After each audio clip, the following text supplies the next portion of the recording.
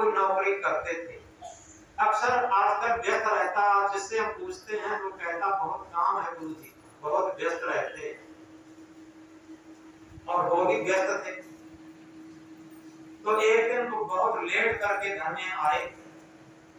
पत्नी हड़बड़ा करके बोली,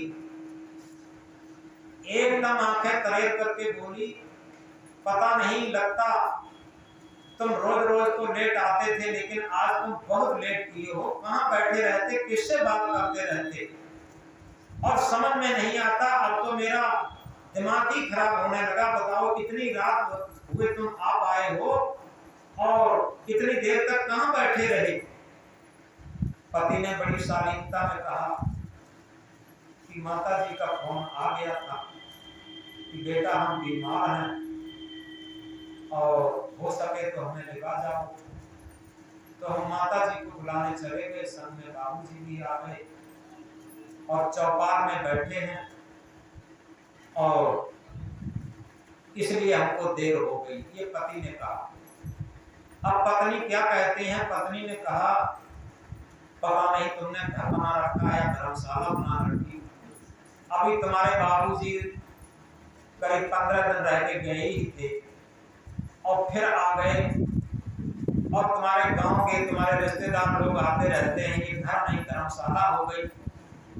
और पता नहीं तनख्वाह मात्र 20,000 मिलती है, और उसमें भी ना तो हमारे लिए कितने महीने हो गए कोई साड़ी आई न कोई गहना आया, गैस सिलेंडर वो खत्म हो गया, बिजली का बिल वो भरना है, और इसी के साथ वो बच्चा है वो अपनी किताबें ड्रेस मांग रहा था, उसे किताबें ड्रेस भी नहीं ले पा रहे हैं, फीस भी नहीं निपटा पा रहे हैं।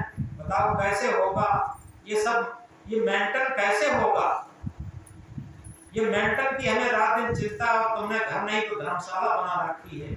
इस तरीके से पत्नी बड़बड़ाई। पति ने कहा कि देखो थोड़ा शांत रहो, ऐसा है माता पिता आए हैं, उन्हें कम से कम एक गिलास पानी तब तक पिला दो और इसके बाद ये सब मेंटल हो जाएगा, और वे आए हैं तो प्यासे हैं। पत्नी बड़े उदास मन से एक एक गिलास लेकर के जाती है पानी के लिए, और जैसे ही पानी लेकर के और गेस्ट रूम में पहुंची, उसके पैर तले की धरती ही सरक गई। क्या देखती है, वो तो उसी के माता पिता थे, पत्नी की। वो समझ रही थी कि ये हमारे पति के माता पिता, वो उसी के माता पिता थे। एकदम बड़बड़ाई, तुम्हें शर्म नहीं आती, तुम्हें पहले बताना चाहिए कि तुम्हारे माता पिता हैं। अब ये माता पिता सब, उसके माता पिता सब सुन रहे थे बात। तो माता ने कहा बेटी ले जाओ पानी, हमें तुम्हारे पानी भी नहीं पीना है, तुम्हारा भोजन भी नहीं करना है, तुम्हारे घर रहना भी नहीं है, पराए घर रहकर के हम क्या करें। पति ने कहा कि भाई हम तो कोई अंतर मानते नहीं थे, हम तो माता पिता को लाके बुला लाए। तो अब पत्नी के बात समझ में आई, उसके होश उड़ गए कि मेरे माता पिता मेरी सारी बातें सुन रहे थे। पिता ने कहा बेटी क्या हमने तुम्हें बचपन से यही संस्कार सिखाए थे, अगर तुम अपने सास ससुर को माता पिता नहीं कह सकती हो तो हम आज से तुम्हारे माता पिता नहीं हैं, और बिना भोजन बिना पानी बिना दवा हम लोग जा रहे हैं, और जैसे हमारा जीवन कटेगा वैसे हमारा कटेगा, ये कहा। और माता पिता उठ दिए। जैसे ही माता पिता उठ दिए, वो गिड़गिड़ाई और जमीन पर गिरी कि माता पिता मुझे माफ कर दो, माफ कर दो, अब कभी जीवन में ऐसी गलती नहीं करेंगे। और पति के चरणों पर गिरती है, अब पतिदेव मुझे माफ कर दो, ऐसी जीवन में गलती हम कभी नहीं करेंगे। अब अपना पराया समझ में आया होगा। जो हम कह रहे थे कि आज इतना स्वार्थ धड़क गया है कि हम समझ ही नहीं पाते हैं कि अपने मन के स्वार्थ के लिए हम क्या क्या करना चाहते हैं। तो इस तरीके से आज के शिक्षित युग में हमारा इतना स्वार्थ बढ़ गया है। एक सच्ची घटना बता रहे हैं। एक स्वर्णकार था, स्वर्णकार, कोई स्वर्णकार यहाँ हो तो नाराज न हो जाना। स्वर्णकार एक दिन उदास दिखाई दे रहा था, तो उसकी माँ ने पूछा बेटा आज तुम बहुत उदास दिखाई दे रहे हो, उसने कहा माँ क्या बताऊं, आज आपकी जो मैंने बाली बना के दी है उसमें हमने मिलावट नहीं कर पाई और इसीलिए आज हम दुखी हैं। यानी आज आपकी माँ की जो बाली बना के दी है, कोई गहना बना के दिया था सोने का, और उसमें वो मिलावट नहीं कर पाया था, इसलिए आज वो दुखी। तो आप समझ रहे होंगे कि इस बनावट, मिलावट और दिखावट के युग में इतना स्वार्थ धधक गया है कि पता नहीं चलता कि हमारा प्रेम कहाँ चला गया, सामंजस्य कहाँ चला गया, भाईचारा कहाँ चला गया, पिता पुत्र का रिश्ता कहाँ चला गया, गुरु शिष्य का रिश्ता कहाँ चला गया, शिक्षक और विद्यार्थी का रिश्ता कहाँ चला गया, सास और बहू का रिश्ता कहाँ चला गया। जब बहू पहले रब्बा चलते थे, रब्बा रथ, अब तो हेलीकॉप्टर और कार चलती है। जब रब्बा रथ में बहू उतारी जाती थी तो बड़े सम्मान होते थे।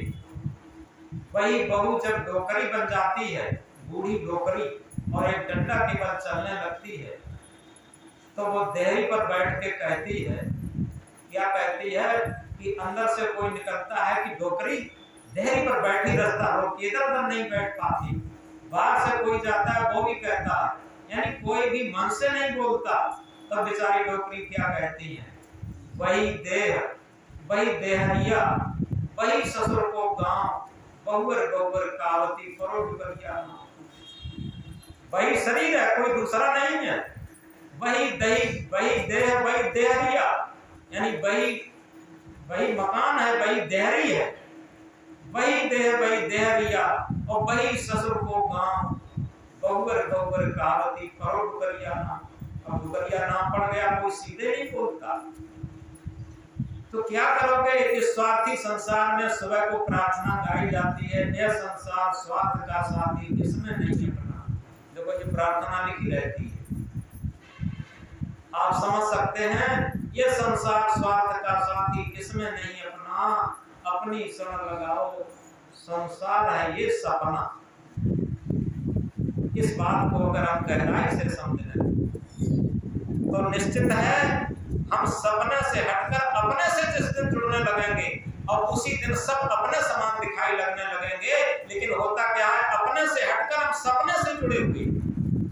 इस बात को हम गहराई से समझें, हम अपने से बहुत दूरी बनाए रखे हैं और सपने से जुड़े हुए हैं। ये आकाशी सपनों से जब तक हम सत्यता से जुड़े रहते हैं तब तक अपने से नहीं जुड़ पाते हैं, और जब तक अपने से नहीं जुड़ पाते हैं तब तक हमें आत्मीयता नहीं आ पाती है व्यवहार काल में। जिस दिन हम अपने आप से जुड़ना सीख जाते हैं उसी दिन हमारे अंदर आत्मीयता का व्यवहार आ जाता, आत्मा के तल पर हमारा भी जीवन होता, और आत्मा के तल पर हमारे साथ जो भी है उसके साथ भी हमारा आत्मा के तल पर जीवन होता, और हमारा कोई छल कपट नहीं होता, हमारा मन निर्मल होता।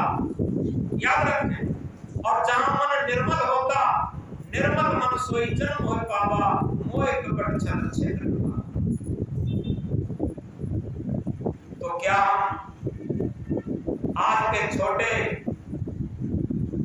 इस बात से, विद्या से, क्योंकि विद्यावान वो नहीं है जो डिप्लोमा होल्डर हो गया, विद्या वो है जो शिक्षा के साथ साथ संस्कार भी लेता। रामकृष्ण से को बड़ो उन्होंने गुरु की, तीन लोग के वेदनी गुरु आगे आ। अगर रामकृष्ण को ये रहता कि हम तो बहुत बड़े हैं, तो गुरु के आधीन क्यों रहना पड़ता? आप बताएं। राम के भी गुरु थे, कृष्ण के भी गुरु थे, दो गुरु, तीन गुरु थे। राम के विश्वामित्र भौतिक गुरु थे और वशिष्ठ आध्यात्मिक गुरु थे। कृष्ण के गर्गाचार्य कुलगुरु थे और शांतिपेन भौतिक शिक्षा के गुरु थे, जिनके गुरुकुल में शांतिपेन और सुदामा, कृष्ण और सुदामा पढ़े थे शांतिपेन के गुरुकुल में। और अंग्रेज उनके आध्यात्मिक गुरु थे, जिन्होंने हर परिस्थिति में चैन की बंसी बजाना सिखाया था। रामकृष्ण से को बड़ो उन्होंने गुरु की, तीन लोग के वेदनी गुरु आगे आते। कल एक फोन आया था हरियाणा से, हरियाणा एक जगह से फोन आया एक लड़के का, वो जब हाई स्कूल में पढ़ता था तभी से यहाँ से चला गया था। उसका पिता शराब पीना लगा था। वो लड़का कुछ अच्छे संस्कार का रहा, वहां चला गया, धीरे धीरे वो पढ़ने भी लगा, पढ़ाने भी लगा। पढ़ाने में इतना वो पैसा ले लेता जिससे पढ़ता रहता। पढ़ते पढ़ते धीरे धीरे वहां की जितनी भी डिग्री थी वो सब हासिल की, और इसके बाद उसने एक कोचिंग सेंटर खोला। कोचिंग सेंटर खोला और कॉलेज में भी 2-3 घंटा पढ़ाने जाता। अब उसने फोन किया बहुत दिनों की बात, पहले जब यहाँ आना जाना था तभी मिला था, कई वर्षों के बाद कहीं से उसे फोन मिला और उसने फोन से बात की, एक बात बताई बहुत महत्वपूर्ण। उसने कहा गुरुजी बहुत वर्षों से आपसे बात नहीं हो पाई, लेकिन आज भी आपकी सारी बातें मुझे हमारे अंतःकरण में वैसी की वैसी हैं, क्योंकि आपने कहा था कि बच्चों शिक्षा के साथ साथ संस्कार ग्रहण करो। जिनके शिक्षा के साथ साथ संस्कार अच्छे रहते हैं वही बच्चे महान बनते हैं। तो वो चीज आज भी हमें याद है और हमने कोई भी आज संस्कार नहीं बिगाड़े। हालांकि हम अकेले रहे विद्यार्थी जीवन में, अब तो हमारी शादी हो गई और बच्ची भी है हमारे सामने, और लेकिन आज भी कोई भी हम दुर्व्यसन प्रयोग नहीं करते, कोई भी गलत खाना नहीं खाते, बहुत सादा सहज जीवन जीते हैं। और जब कोचिंग सेंटर चलाते हैं तो बच्चों को जितना पैसा लेते हैं उससे अधिक शिक्षा देने की कोशिश करते हैं।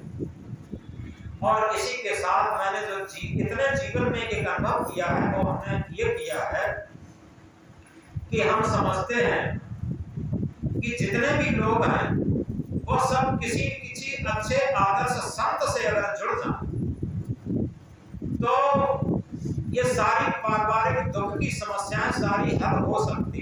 लेकिन होता क्या है, बड़े बूढ़े लोग तो जुड़े रहते और नई पीढ़ी के लोग, उसी ने कहा ये बात कि बड़े बूढ़े तो लोग जुड़े रहते थे, लेकिन नई पीढ़ी के लोग ये सोचते हैं कि हमें जुड़ने की क्या जरूरत है, हम तो शिक्षित हैं और हम तो एजुकेटेड हैं, हम तो बहुत धन कमा लेते हैं, हमें जुड़ने की क्या जरूरत। और वहीं से संस्कार खराब होने लगते और धीरे धीरे पूरे परिवार के संस्कार खराब होते होते उन वृद्धजनों को भी बहुत कष्ट होता जब उनके सामने ही परिवार के संस्कार खराब होते तब। तो इसलिए उसने कहा कि हमें एक अनुभव हुआ है हरियाणा में कि यहाँ जो लोग भले ही पैसे से थोड़े कम हैं, लेकिन जो लोग किसी अच्छे संत गुरु से जुड़े हैं वो बड़े चैन में जीवन व्यतीत कर रहे हैं, और जो लोग केवल धन से जुड़े हैं, पद से जुड़े हैं, उनमें पद पत्नी में नहीं बनती, बच्चों में नहीं बनती और दुर्व्यसन प्रयोग करते हैं। शराब का तो इतना चलन हो गया है कि रात दिन वही सब मचा रहता है और इसके अलावा कुछ नहीं। ये उसके शब्दों की बात बता रहे। तो इस तरीके से किसी को सदगुरु कबीर साहब कहते हैं, जीवन जौवन राजमद अभी चल रहे न कोई, जो दिन जाए सत्संग में जीवन का फल।